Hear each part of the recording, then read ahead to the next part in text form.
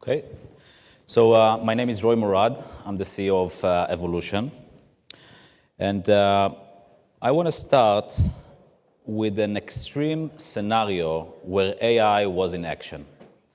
And I think that's an interesting case to see how AI can really help different industries in a very complex situations. So you might recall September 2016, riots broke all throughout Charlotte, North Carolina. Now, most of the riots began at one night at 2 a.m. In the city center. We were lucky enough at that time to begin our deployment with one of the main mobile carriers here in the US. So that was literally our first week of operation. And what our system does, very simply, without going into too much details, we help mobile operators, we help data center operators to cut down their energy consumption by 35%. And we do that by leveraging AI, by studying their network autonomously, and essentially shutting it down when it's not needed. And I'll show some examples a bit later. But it's 2 a.m., 70% of the network is asleep. We essentially put it to sleep. And suddenly you have a protest going on in that area. So our customer was very interested to see what happened during that time. I mean, for them, it was a challenge to all of our marketing presentations. And that is exactly what they saw. So without going too technical, what you see at the top chart, it's a cell tower in the city center where most of the riot began. And we wanted to compare traffic demand on an average night to a night with a riot. So essentially, we see at the orange bar, this is the night of the riot, 2 a.m., a sudden uptake in traffic demand, a huge uptake compared to the normal traffic pattern. Without any notice. It's unpredictable. Even though we predict how traffic is going to behave, it's literally impossible to predict something like that. And if you look at the bottom two charts, we wanted to compare how much equipment was asleep for that cell tower. So this specific cell tower had 4 elements that we could control. 2 of them on a typical night that you can see on the left are usually asleep. On the night of the riot, everything was on. It was on already at midnight.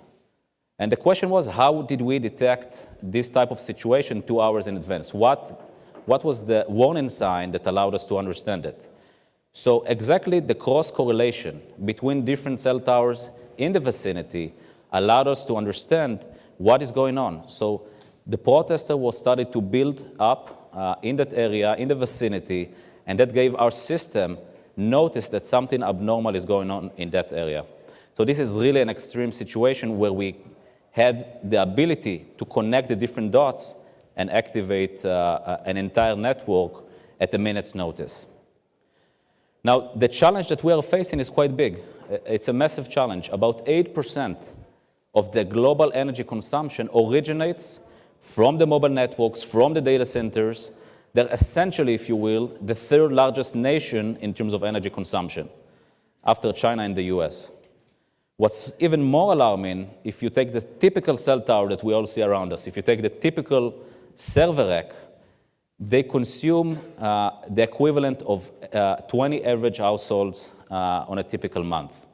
And just think how the exponential growth of this element, what it is doing to the energy consumption of these networks, of these operations. So when we look at this type of network, and it doesn't matter if it's a mobile network, if it's a data center, if it's any type of network that you will, we always begin with 3 guidelines and principles at how these networks are built and maintained. You want to have enough capacity for the peak demand. You want to think about Christmas. You want to think about protests like we had. You want to build redundancy into the system. If one server fails, you need a backup. And you want to keep the principle that we've all been raised on, which is the classical 5 nines. You want the network to be always on. But when we look at the utilization of these networks, naturally we see less utilization at night, more utilization at daytime, but even at the peak utilization, most of the capacity is underutilized. Most of the cell towers are underutilized, and most of the servers are underutilized. So all of this green area in between, this is the potential saving.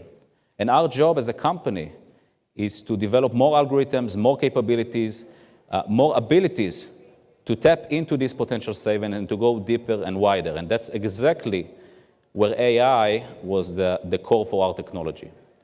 It really allowed us to connect the different dots. How do you connect between how a cell tower operates, the user experience, the network configuration, the different equipment that you have, not only at an element level, how do you connect the different dots between the different elements in the network?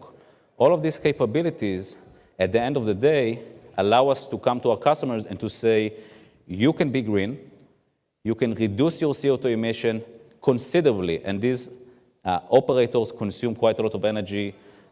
They're responsible for a large portion of CO2 emission, more than the entire aviation industry. So you can be green, you can improve your bottom line, and you don't have to compromise on your quality of service, which is a big message for this type of organization. So this is something that we are doing today in mobile networks. We have deployments here in the US, we have deployments around the world. Many mobile operators are beginning to adopt this type of approach, data centers as well. And this is something that we begin to find more and more applications to this type of capabilities. For instance, our legacy telephony systems that still exist, still consume quite a lot of energy. The fixed line networks, and even down the road, going all the way up to managing dynamically the power grid itself. So we're about out of time. Thank you all very much, and enjoy the rest of the conference.